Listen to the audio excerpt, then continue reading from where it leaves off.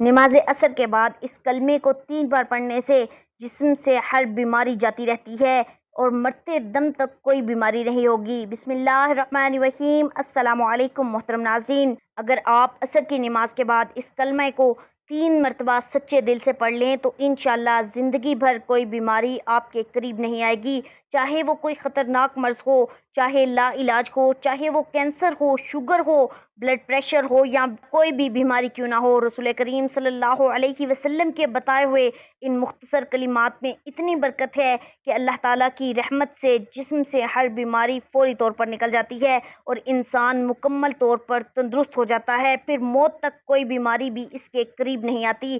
اللہ والو، نماز عصر کے بعد صرف 3 مرتبہ ان کلمات کو پڑھ لینا، اللہ تعالیٰ کی بارگاہ میں یقین کے ساتھ دعا مانگنا، انشاءاللہ آپ کی زندگی میں کوئی بھی سخت سے سخت بیماری ہو وہ بھی ختم ہو جائے گی۔ ان کلمات کی تاثیر اس قدر زبردست ہے کہ انسان حیران رہ جاتا ہے کہ اتنے چھوٹے الفاظ میں اتنی بڑی تاثیر کیسے ممکن ہے۔ یہ کلمات بہت طاقتور ہیں، ان کو اپنی زندگی میں ایک بار ضرور پڑھ لیں تاکہ آپ پر اللہ کی خاص رحمت نازل ہو جائے اور جسم سے ہر قسم کی بیماری کا خاتمہ ہو جائے۔ یہ کلمات انسان کو نہ صرف بیماریوں سے محفوظ رکھتے ہیں بلکہ دل کو سکون عطا کرتے ہیں اور روح کو تازگی بخشتے ہیں۔ ان کلمات کو پڑھنے والا اللہ تعالیٰ کی شفا کا حقدار بن جاتا ہے اور وہ بیماری جو انسان کو برسوں سے تنگ کر رہی ہوتی ہے وہ چند دنوں میں ختم ہو جاتی ہے۔ محرم الحرام اسلامی سال کا پہلا مہینہ ہے اور یہ 4 حرمت والے مہینوں ذوالقعدہ، ذوالحج، محرم اور رجب میں سے ایک ہے۔ اسلام سے پہلے بھی عرب اس مہینے میں جنگ و خون ریزی حرام سمجھتے تھے، اسلام نے اس کی حرمت کو برقرار رکھا۔ اللہ تبارک و تعالیٰ کا فرمان ہے، بے شک مہینوں کی گنتی اللہ کے نزدیک 12 مہینے ہے۔ اللہ کی کتاب میں جس دن سے اس نے آسمان و زمین بنائے ان میں سے 4 حرمت والے ہیں۔ اللہ والو، 10 محرم کو یوم عاشوراء کہا جاتا ہے جو بڑی فضیلت والا دن ہے۔ حضرت موسیٰ علیہ السلام اور بنی اسرائیل کو فرعون سے نجات اسی دن ملی۔ حضور صلی اللہ علیہ وسلم نے مدینے پہنچ کر یہودیوں کو 10 محرم کا روزہ رکھتے دیکھا تو فرمایا، ہم موسیٰ علیہ السلام کے تم سے زیادہ حقدار ہیں۔ پھر آپ صلی اللہ علیہ وسلم نے خود بھی روزہ رکھا اور صحابہ کرام کو بھی حکم دیا۔ رسول اللہ صلی اللہ علیہ وسلم نے ارشاد فرمایا، میں امید رکھتا ہوں کہ اللہ تعالیٰ عاشوراء کے روزے کے بدلے 1 سال پہلے کے گناہ معاف فرما دے گا۔ آپ صلی اللہ علیہ وسلم نے اگلے سال 9 اور 10 محرم کے روزے رکھنے کا ارادہ فرمایا تاکہ یہودیوں کی مخالفت ہو، لیکن اس سے پہلے ہی آپ صلی اللہ علیہ وسلم کا وصال ہو گیا۔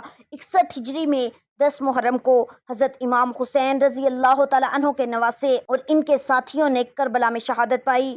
یہ واقعہ انتہائی دردناک واقعہ ہے، لیکن بعض لوگ غلو کرتے ہوئے سینہ کو بھی ماتم اور خود کو زخمی کرنے جیسے غیر شرعی اعمال کرتے ہیں جو اسلام میں جائز نہیں۔ 9 اور 10 محرم کے روزے رکھنا یا صرف 10 محرم کا صدقہ و خیرات کرنا، توبہ و استغفار کرنا، غیر شرعی بدعات سے بچیں، سینہ کو بھی زنجیر زنی اور نوحہ خوانی، محرم الحرام کو مہینہ غم سمجھنا حالانکہ یہ اللہ کا محترم مہینہ ہے، جھوٹے واقعات یا من گھڑت قصے بیان کرنا۔ اللہ تعالیٰ ہمیں محرم الحرام کی برکتوں سے فائدہ اٹھانے اور گناہوں سے بچنے کی توفیق عطا فرمائے۔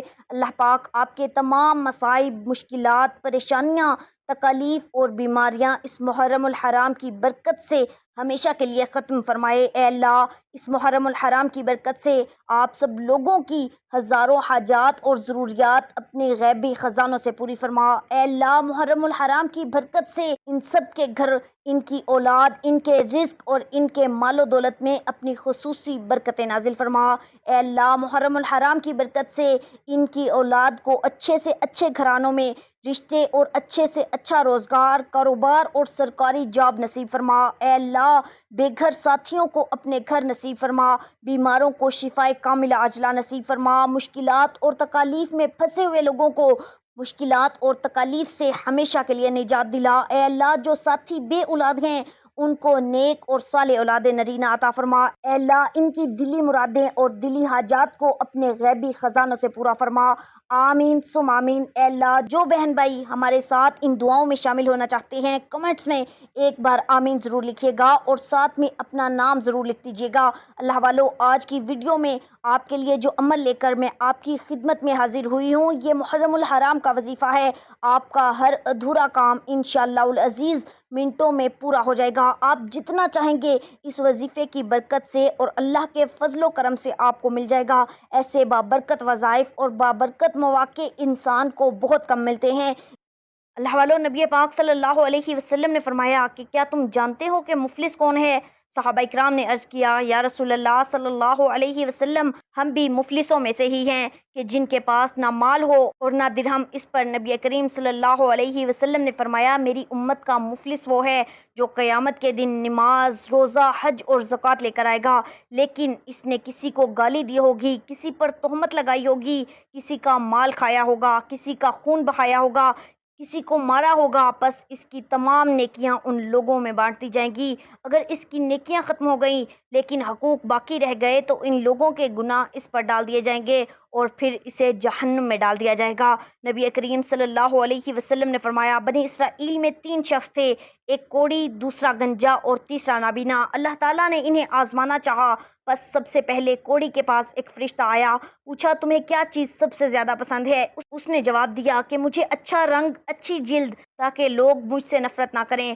فرشتے نے اس پر ہاتھ پھیرا تو وہ خوبصورت ہو گیا۔ پھر پوچھا کہ تمہیں کون سا مال پسند ہے؟ اس نے کہا کہ اونٹ، بس اسے ایک حاملہ اونٹنی دے دے گی۔ پھر وہ فرشتہ گنجے کے پاس آیا اور پوچھا کہ تمہیں کیا پسند ہے؟ اس نے کہا کہ اچھے بال، تاکہ لوگ مجھ سے نفرت نہ کریں۔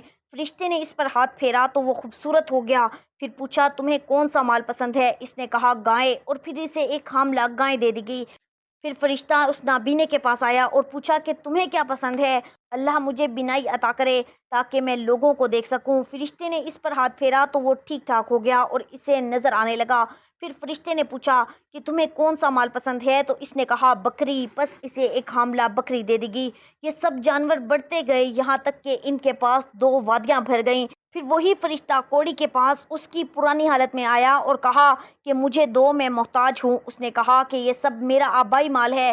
فرشتے نے کہا اگر تم جھوٹے ہو تو اللہ تمہیں پہلے جیسا کر دے۔ پھر گنجے کے پاس آیا تو اس نے بھی انکار کر دیا تو اسے بھی وہی دعا دی کہ اللہ تمہیں پہلے جیسا کر دے۔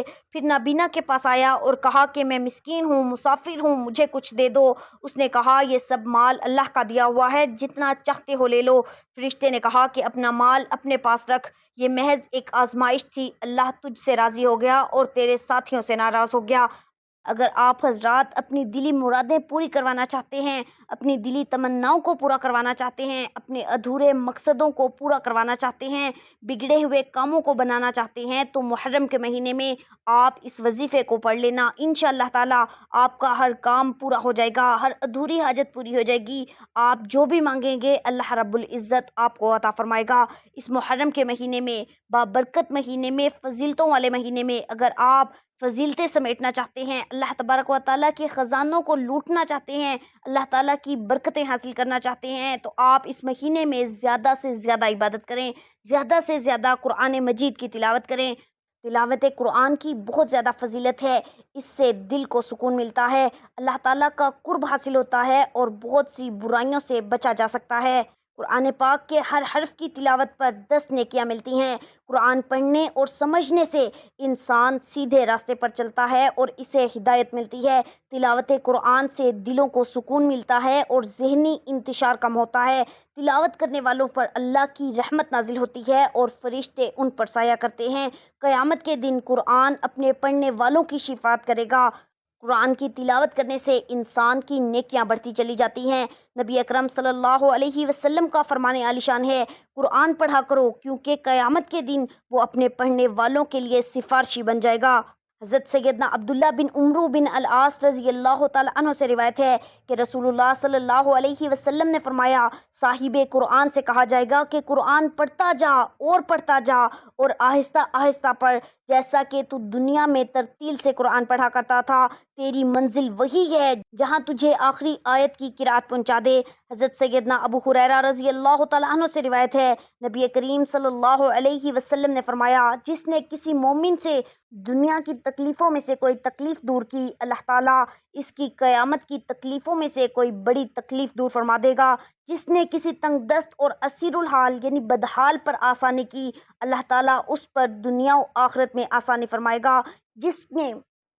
جس نے کسی مسلمان کی پردہ پوشی کی، اللہ تعالیٰ دنیا اور آخرت میں اس کی پردہ پوشی فرمائے گا۔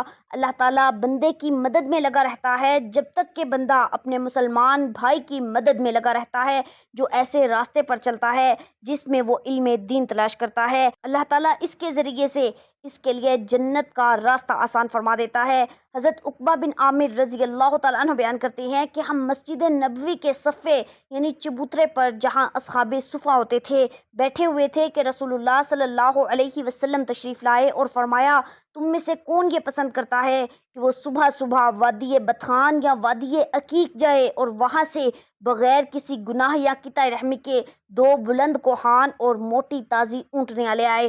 ہم نے کہا، یا رسول اللہ صلی اللہ علیہ وسلم، ہم سب یہ پسند کرتے ہیں۔ تو آپ صلی اللہ علیہ وسلم نے ارشاد فرمایا، صبح کے وقت مسجد میں جا کر قرآن کریم کی 2 آیات پڑھنا یا سیکھنا 2 عمدہ اونٹنیاں ملنے سے بہتر ہے، اور 3 آیات 3 اونٹنیوں سے اور 4 آیات 4 اونٹنیوں سے بہتر ہیں۔ اسی طرح جتنی آیات پڑھو گے اتنی ہی تعداد میں عمدہ اونٹنیاں ملنے سے بہتر ہے۔ حضرت ابو ہریرہ رضی اللہ تعالیٰ عنہ بیان کرتے ہیں کہ نبی کریم صلی اللہ علیہ وسلم نے فرمایا، اللہ تعالیٰ کسی بھی چیز کو اتنی توجہ سے نہیں سنتا جتنی توجہ سے قرآن کی خوش الحانی سے کی جانے والی تلاوت کو سنتا ہے جو بلند آواز میں کی جاتی ہے۔ حضور نبی اکرم صلی اللہ علیہ وسلم نے ارشاد فرمایا، جو شخص ایک آیت قرآن پاک کی سنے اس کے لیے 2 چند نیکیاں لکھی جاتی ہیں، اور جو تلاوت کرے اس کے لیے قیامت کے دن نور ہوگا۔ جو شخص قرآن مجید کی کوئی ایک آیت بھی سیکھتا ہے یا کسی کو سکھاتا ہے تو جب تک وہ آیت تلاوت کی جاتی رہے گی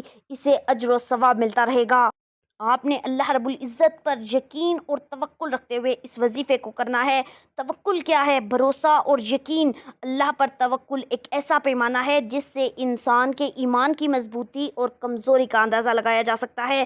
مثلاً جتنا اللہ تعالیٰ پر بھروسہ یا توکل مضبوط اور پکا ہوگا اتنا ہی انسان کا ایمان مضبوط ہوگا، اور جتنا انسان کا اللہ کریم پر توکل کمزور و متزلزل ہوگا اتنا ہی اس کا ایمان کمزور ہوگا۔ مطلب یہ کہ انسان ہر وقت اللہ عظیم پر مضبوط توکل اور بھروسہ رکھے۔ بعض اوقات انسان سوچتا یا کہتا ہے کہ یہ سب تو ٹھیک ہے کہ ہر کام اللہ تعالیٰ کے حکم اور منشا سے ہی ہوتا ہے، وہی مسبب الاسباب ہے، وہی وسیلہ اور ذریعہ بناتا ہے، لیکن اگر میں نے یہ فلاں کام یا طریقہ اختیار نہ کیا تو نتیجہ مشکوک بھی ہو سکتا ہے۔ بس یہی سوچ اور وسوسہ شیطانی انسان کو توکل اور یقین سے ہٹا دیتا ہے۔ یہ یاد رکھنا چاہیے کہ اللہ رحیم پر توکل اور یقین کے بعد لیکن اور اگر مگر کی گنجائش نہیں ہے، ورنہ انسان پھسل جاتا ہے۔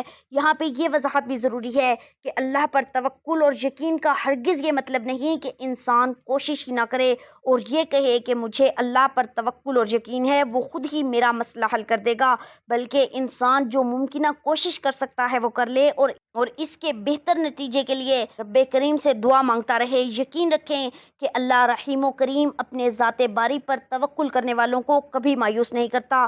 اس بارے میں سورہ ال عمران آیت نمبر 159 میں ارشاد ربانی ہے، ترجمہ: بے شک اللہ تعالیٰ بھروسہ کرنے والوں کو دوست رکھتا ہے۔ سورہ طلاق میں فرمان الہی ہے، اور جو اللہ پر بھروسہ کرے تو وہ اسے کافی ہے۔ سورہ المائدہ میں فرمایا، اور اللہ ہی پر بھروسہ کرو اگر تمہیں ایمان ہے۔ سورہ انفال میں ارشاد ربانی ہے، سچے اہل ایمان تو وہ لوگ ہیں جن کے دل اللہ کا ذکر سن کر لرز جاتے ہیں، اور جب ان کے سامنے اللہ کی آیات پڑھی جاتی ہیں تو ان کا ایمان اور بڑھ جاتا ہے اور وہ اپنے رب پر اعتماد کرتے ہیں۔ یہ بھی ذہن نشین رہے کہ اعتماد و یقین اپنی کوششوں پر نہیں بلکہ اللہ کی قدرت اور رحم و کرم پر ہو۔ ہمیشہ ہر معاملے میں اللہ تعالیٰ پر اعتماد، ہر معاملے میں اللہ پاک سے رجوع اور ہر کام میں اللہ ہی کی محتاجی ہونی چاہیے۔ حضرت ابراہیم علیہ السلام کو جب آگ میں پھینکا جا رہا تھا اس وقت بھی یہ کلمات ان کی زبان پر تھے، میرے لیے اللہ ہی کافی ہے اور وہ بہت اچھا کارساز ہے۔ اسی طرح سورۃ القصص میں حضرت موسیٰ علیہ السلام کی یہ دعا بھی کامل یقین کو ظاہر کرتی ہے۔ پروردگار جو خیر بھی تو مجھ پر نازل کر دے میں اس کا محتاج ہوں۔ سورہ نساء میں فرمایا تو اے نبی صلی اللہ علیہ وسلم ان سے کہہ دو کہ میرے لیے اللہ ہی کافی ہے، کوئی معبود نہیں مگر وہ، اسی پر میں نے بھروسہ کیا اور وہ مالک ہے عرش عظیم کا۔ اسی طرح سورہ ابراہیم، سورۃ النحل، سورہ ہود، سورہ عنکبوت اور سورۃ المزمل میں بھی اللہ کریم و عظیم پر توکل و یقین کے بارے میں آیات موجود ہیں۔ ترمذی شریف میں حضرت عمر بن خطاب رضی اللہ تعالیٰ عنہ سے روایت ہے کہ نبی کریم صلی اللہ علیہ وسلم نے فرمایا اگر تم اس طرح توکل کرو جیسے کہ اللہ پر توکل کرنے کا حق ہے تو وہ تمہیں اسی طرح رزق دے جیسے وہ پرندوں کو رزق دیتا ہے جو صبح بھوکے پیٹ نکلتے ہیں اور شام کو شکم سیر لوٹتے ہیں۔ ترمذی شریف کی ایک اور حدیث پاک میں منقول ہے جس کے راوی حضرت انس بن مالک رضی اللہ تعالیٰ عنہ ہیں۔ ایک شخص نے عرض کیا یا رسول اللہ کیا میں اونٹ باندھوں اور توکل کروں یا اسے کھلا چھوڑ کر توکل کروں؟ آپ صلی اللہ علیہ وسلم نے فرمایا باندھ کر توکل کرو۔ امام بہیقی اور طبرانی نے حضرت ابو ہریرہ رضی اللہ تعالیٰ عنہ سے روایت نقل کی ہے کہ نبی کریم صلی اللہ علیہ وسلم نے فرمایا مجھے اپنی امت پر ذوف یقین کے سوا کسی شے کا خوف نہیں۔ امام احمد نے کتاب الزہد میں روایت کیا ہے حضرت عبداللہ بن عباس رضی اللہ تعالیٰ عنہ نے فرمایا جو شخص یہ پسند کرتا ہو کہ وہ تمام لوگوں سے زیادہ طاقتور ہو جائے تو اسے چاہیے کہ وہ اللہ تعالیٰ پر بھروسہ کرے، اور جو یہ پسند کرتا ہو وہ تمام لوگوں سے زیادہ معزز بن جائے تو وہ اللہ تعالیٰ سے ڈرے، اور جو یہ پسند کرتا ہو کہ وہ تمام لوگوں سے زیادہ غنی ہو جائے تو وہ اللہ تعالیٰ کی عطا کردہ رزق پر قناعت و کفایت کرے۔ کسی نے امام علی بن موسیٰ الرضا سے پوچھا کہ توکل کی حد کیا ہے؟ آپ نے فرمایا خدا پر بھروسہ کرتے ہوئے کسی سے نہ ڈرو۔ حضرت امام جعفر صادق نے فرمایا بے نیازی اور عزت محو جستجو رہتی ہیں اور جہاں توکل پا لیتی ہیں وہی رہنے لگتی ہیں۔ اللہ والو انسان میں شر کی دو طاقتیں ہیں، ایک انسانی نفس یہ اندرونی اور دوسرا شیطان یہ بیرونی طاقت ہے۔ یہ دونوں طاقتیں انسان کو گناہوں کی طرف لے جاتی ہیں، اس لیے اس دنیا میں رہتے ہوئے ہر انسان سے کچھ نہ کچھ غلطیاں اور گناہ صادر ہو جاتے ہیں کیونکہ انسان خطا کا پتلا ہے، سوائے انبیاء کرام علیہ الصلاۃ والسلام کے وہ معصوم ہوتے ہیں، ان سے کوئی گناہ صادر نہیں ہوتا۔ نبوت سے پہلے بھی اور نبوت کے بعد بھی انبیاء کرام کی جماعت معصوم ہوتی ہے اور یہ معزز گھرانے کے افراد ہوتے ہیں اور اللہ تعالیٰ ان کا بطور خاص انتخاب فرماتا ہے۔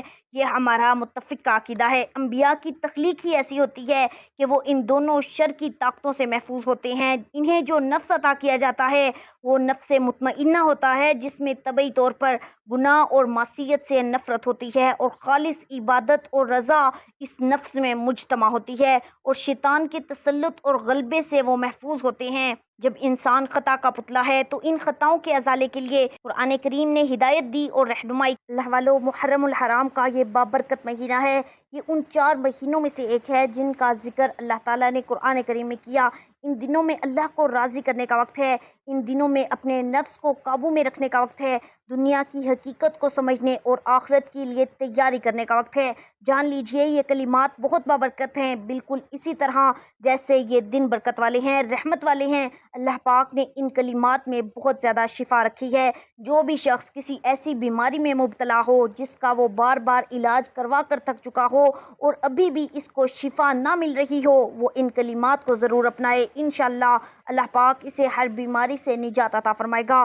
وہ کلمات یہ ہیں سبحان اللہ العظیم و بحمدہ ولا حول ولا قوت الا باللہ العلی العظیم۔ آپ نے ان کلمات کو نماز عصر کے فوراً بعد 3 مرتبہ پڑھنا ہے، لیکن اس سے پہلے اول و آخر 3 مرتبہ درود پاک پڑھنا ہے۔ اس کے بعد تعوذ اور تسمیہ یعنی اعوذ باللہ من الشیطان الرجیم بسم اللہ الرحمن الرحیم پڑھنا ہے۔ اس کے بعد یہ کلمات 3 مرتبہ ادا کرنے ہیں۔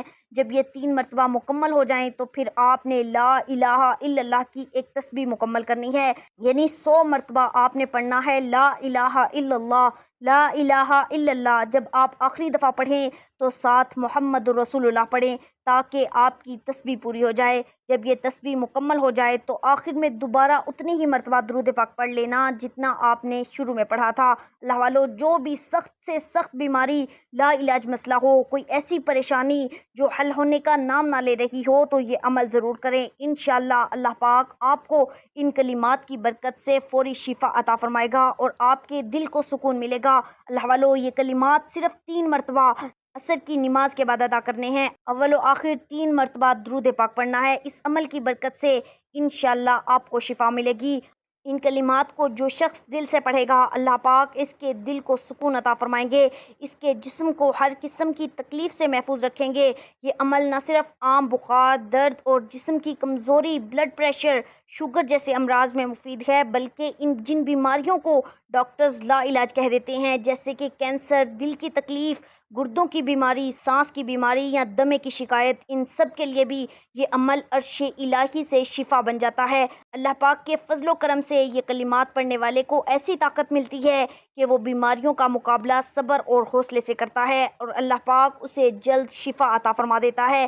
یہ عمل صرف بیماریوں تک محدود نہیں، بلکہ اس کی برکت سے رزق میں کشادگی آتی ہے۔ جو لوگ قرضوں میں ڈوبے ہوتے ہیں، جو رزق کی تنگی کا شکار ہیں، جو چاہتے ہیں کہ ان کے گھر میں خیر و برکت ہو، تو وہ اس عمل کو اپنی زندگی کا حصہ بنا لیں۔ انشاءاللہ گھر میں خوشحالی آ جائے گی، میاں بیوی میں محبت پیدا ہوگی، اولاد فرما بردار بن جائے گی اور گھر جنت کا نمونہ بن جائے گا۔ جو شخص عصر کی نماز کے بعد یہ کلمات پڑھے گا، یہ وظیفہ پڑھے گا، اس کے لیے رزق کے دروازے کھلیں گے، کاروبار میں ترقی ہوگی، بے برکتی ختم ہوگی اور دل کو وہ روحانی سکون حاصل ہوگا جو مال و دولت سے نہیں ملتا۔ ان کلمات کو پڑھنے سے دل مضبوط ہوتا ہے اور ہر قسم کے وسوسوں، خوف اور فکری بیماریوں سے نجات ملتی ہے۔ آخر میں آپ سے گزارش ہے کہ اللہ رب العزت کے 99 ناموں میں سے ایک نام کمنٹس میں ضرور لکھیے گا۔ اللہ نگہبان۔